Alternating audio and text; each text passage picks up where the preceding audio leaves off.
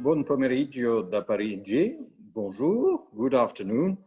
Cara Anna Maria, cari amici, I'm very pleased to be with you, even virtually in the Vatican today. Sarebbe stato un piacere ancora più grande essere a Roma con tutti voi, ma sarà probabilmente per l'anno prossimo. Next time, sure. Hopefully, Anna Maria. Let me add that personally, I am very moved to be invited today as a Christian who takes very much to heart the words of Pope Francis. And let me also quote Laudato Si: a true ecological approach always becomes a social approach.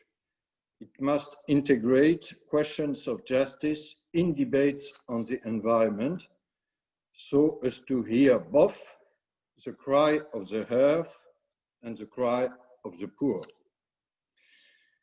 But today I will speak in my professional capacity as a central banker, and I would like to explain how our technical duty for this year, 2020, overlaps with the Pope's prophetic call from 2015. You suggested to me to deal with the topic, I quote, the role of central banks in the post-pandemic to support a sustainable economy. More can certainly be done to achieve a more sustainable economy, but we could spend hours about discussing what is exactly a sustainable economy. Let me give my conception in 3 words: social, responsible, and green. And I will concentrate here on the green aspect of the topic. Although a lot has happened over the past few months, one thing has not changed, and it's important to stress: climate-related disruptions are here to stay, and their frequency and strength are increasing. Let us think to wildfires in California or in Australia. The need to act in order to curb carbon emissions is as urgent as ever. And this is a very important conviction we probably all share, that the pandemic doesn't diminish the urgency. On the contrary, perhaps. And so let me try to answer 2 questions. The first one could be a bit provocative. What is the present COVID opportunity? And to speak of COVID as an opportunity for climate change.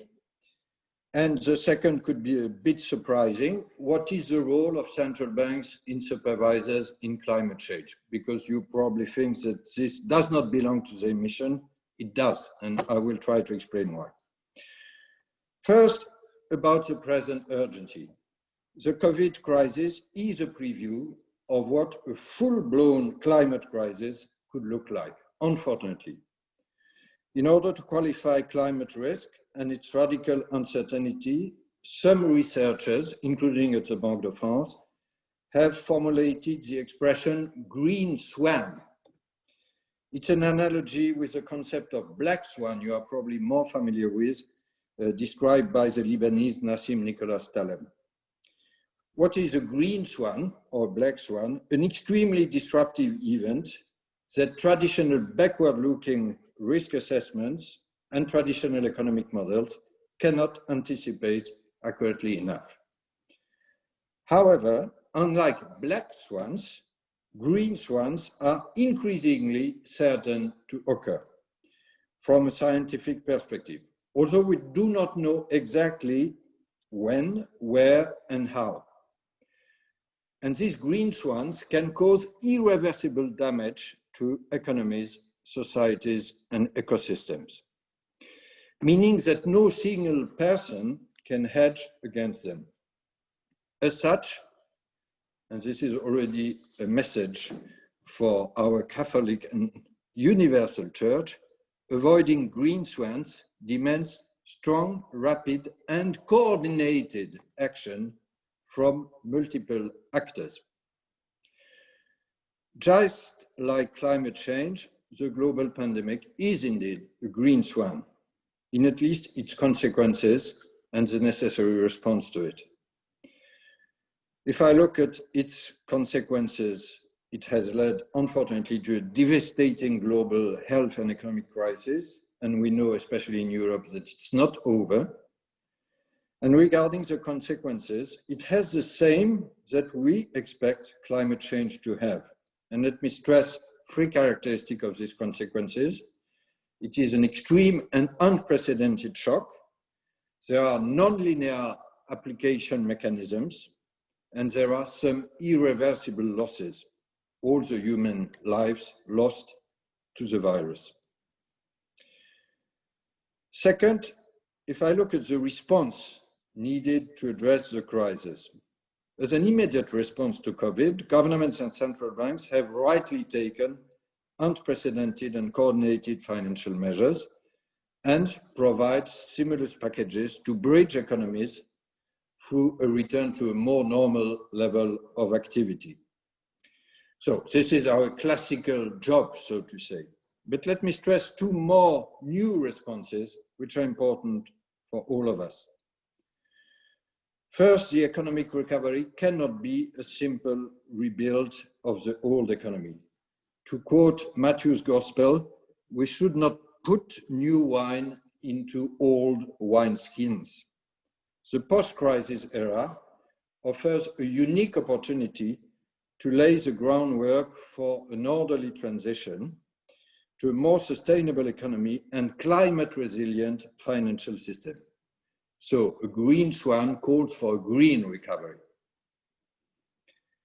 And a second innovation is the so-called European Union Recovery Plan. Last July, the European Council adopted an historical 750 billion euro recovery plan. It's an historical breakthrough in terms of solidarity first, including with the most hit member states, but also a breakthrough in ecology.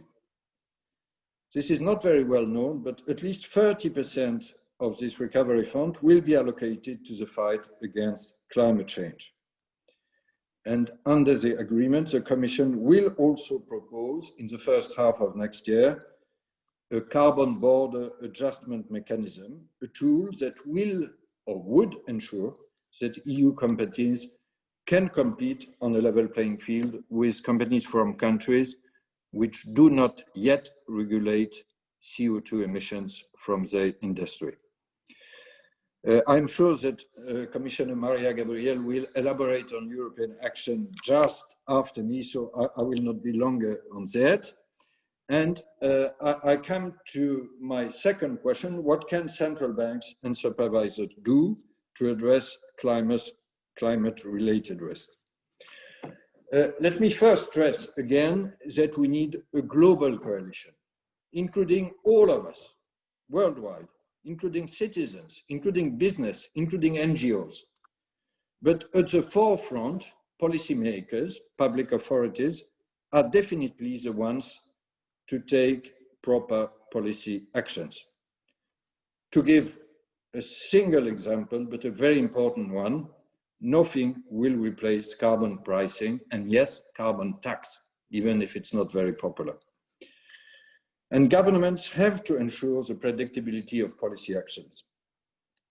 On our side, as a central bank and supervisor, we must do everything we can to support and complement the action of this coalition, and especially the action undertaken by governments. This is a great challenge for our community of central bankers. I would even dare saying it's our new frontier for this century. Even though they shouldn't be the only game in town, you perhaps know this expression, we don't like at all to be the only game in town, so we know the limits of our power. Central banks and supervisors have to do their part within the remit of their mandates. As climate change is a global threat, a global answer is therefore needed. And we took this call at the Banque de France very seriously, and we decided 3 years ago to launch an international network, which we call Network for Greening the Financial System, so NGFS. We started as a small group. We were with 7 other founding members, so 8 at the start. Believe me, and this is an impressive success of coordinated action, the network now counts more than 70 members, 70, covering 5 continents. It's an unprecedented success of the goodwill. The coalition of the willing philosophy, which is ours in this NGFS, has definitely helped a lot to increase awareness among our community and to inspire its members' action. I sometimes heard that the members of this NGFS are very enthusiastic, and when I say that central bankers are enthusiastic, people don't believe me, but please, my Christian brothers and sisters, believe me, we are enthusiastic in this NGFS. In particular, let me insist on our role as supervisors. It is to ensure, and supervisors of banks or insurance companies, it is to ensure that the financial system is resilient to this climate-related risk. Let me elaborate a bit about that. Financial institutions are exposed to 2 kinds of risk, what we call physical risks related to the physical impact from climate change, but also transition risks related to the adjustment to a net zero economy. And very often, at least in advanced economy, transition risks are still more important than physical risks. In this regard, the Banque de France is conducting a unique climate pilot stress test exercise in order to have not only the picture, the snapshot of the present risk, but to have the video of the risks to come, to get a prospective view of the risks linked to climate change for banking and insurance establishment. And we will publish our aggregated results by April next year. So this is our head of supervisors of banks and institutions. But we have also another important mission, as you know, which is monetary policy. Central banks must also take this opportunity to accelerate their green transition and support public policies through their monetary policy. The ECB, the European Central Bank, for instance, has included climate change in its strategic review, which we will conclude next year in fall. Beyond resilience, climate-related risks also fall within the remit of our mandate, our price stability mandate. Let me stress that the effects of climate change will have an impact on price stability and inflation. We can even see them now, and they will be much stronger in the long run.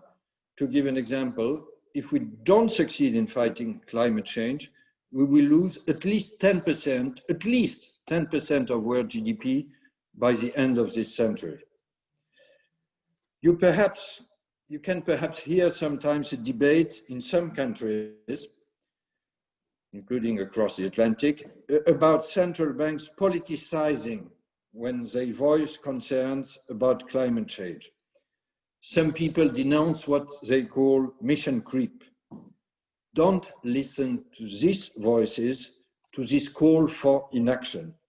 We have a duty to act. Hence, we must achieve what I call a strategic breakthrough. That means for central banks to incorporate the assessment of these climate effects into their macroeconomic models and long-term forecasting. And we must also achieve an operational breakthrough to systematically integrate climate risk into the valuation of the assets we take as collateral. This is somewhat more technical, so I don't want to elaborate more. If we do that, and I believe we will do a significant part of that within the ECB, Europe will be a pioneer in this field. I come to my conclusion. The COVID-19 has laid bare the interdependencies between nature-related risk in general and economic and financial risk. My strong technical feeling is that we need coordinated and common actions from governments, academia, industry, the central banking community, and all of us to address those risks. If it's the case, this awful year 2020, which is really difficult, this awful year, if it is the case, could be a call to make a reality of Pope Francis' strong words. I conclude quoting him. We need to strengthen the conviction that we are one single human family. There are no frontiers or barriers, political or social, beyond which we can hide. Still less is there room for the globalization of indifference. You know these famous words. They are in Laudato Si, grazie mille a voi. Thank you very much, Mr. Villeroy de Galhau. One just very brief question for you. You mentioned the formation of the network for greening the financial system, which is a very exciting initiative with members across 5 different continents. Could you expand just a bit more on what some of the actual programs and initiatives are with the greening network? Dawn, may I first add, as you are speaking from the US, if I'm right, that yes, among the 70 members, we don't have yet the American Fed. But this is my strong wish, and perhaps it could change in the weeks or months to come. We will see. This was a very private wish. Having said that, what are we doing? We published some report, analysis, and recommendations. But let me give you 2 or 3 messages, and you can Google and see what we published. But perhaps 2 or 3 very simple messages. First, we said, and this is really a revolution, we said that climate risk now belongs to financial risk. It's not a nice to have, so to say. It's not only corporate social responsibility, it's a must have. It belongs to risk management, to the core business of banks and insurance. And hence it becomes to the core business of supervisors. When we supervise a bank, we look also at the climate policy. Second, we gave some indications to supervisors how to precisely look at this climate-related risk and how to organize best the governance of financial institutions. To give you a very practical example, but I don't want to be too long, we consider now that climate-related policy must belong to a core function of banks, which is risk management. And it's a responsibility also of the CEO. And third, we are working now on what we call a taxonomy. Maria will perhaps speak about that. One of the difficulties we have is that we promote active disclosures from banks, insurance, corporates about their climate-related exposure. And there is a global effort for that, also for what is called the Bloomberg Task Force. But the difficulty we have is that what is exactly a green asset or a brown asset? This is the so-called issue of taxonomy. And the European Commission made a decisive step adopting a taxonomy at the end of last year. Europe is at the forefront, to be frank, but we are not yet there to have a completely harmonized taxonomy to be used among supervisors. This is one of our very technical work. We have just a few minutes, and there are several questions that have come up in the chat. I'm going to try to get to a couple of them, and then I think we'll have to close for the day so that we stay on time and we don't keep you from engaging in other activities that you might have for the remainder of your day. There are a couple of questions for Mr. Villeroy de Galhau, and I'm going to ask the first one that happened to come up, and that is, should the European Central Bank cancel part of national debts of countries first of all, the one who have no means to invest in huge amounts of investment needed by the green transition. Don't you have perhaps a second question? Should I take the two of them together? Would you like? The second question is, what part should fiscal policy play together with monetary policy? And is there a call for a permanent EU fiscal instrument for the green transition that builds on existing tools? So let me be short on these two important questions. The short answer to the first question about debt cancellation is no. We should not and we cannot cancel national debt or European debt we have in our balance sheet. I could be very long in the explanation, but let me only say that it's a legal impossibility. It's prohibited by the Maastricht Treaty, which created the euro. This is so-called monetary financing of deficits and debt, and it's completely prohibited. And beyond this legal obligation, which is a mutual commitment, there is a question of trust. And in all countries where in the past there was massive debt cancellation and monetary financing of deficit, it ended up with inflation and distrust in the currency. The trust we have in the euro at present and in currency seems probably for all of us completely obvious.